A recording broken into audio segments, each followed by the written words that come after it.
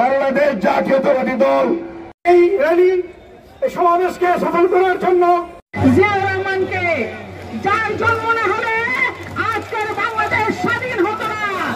আমি ধন্যবাদ জানাই বাংলাদেশ জাতীয় যুব দল বানিয়াচং উপজেলা দক্ষিণের পক্ষ থেকে। দীর্ঘ আন্দোলন সংগ্রামের পর আমরা আমাদের এই মহান স্বাধীনতার ঘোষক শহীদ প্রেসিডেন্ট জিয়াউর রহমানের হাতে গড়া সংগঠন বাংলাদেশ জাতীয় দল বিএনপি আজকের এই দিনে 1978 সালে এই দিনে আমাদের এই বাংলাদেশ জাতীয় দলটি প্রতিষ্ঠিত হয়েছিল। এর ধারাবাহিকতা আজকে আমরা 37তম প্রতিষ্ঠা বার্ষিকী যুবদলের পক্ষ থেকে অসংখ্য নেতাকর্মী নিয়ে আমরা এই প্রতিষ্ঠা বার্ষিকী অংশগ্রহণ করছি। ধন্যবাদ।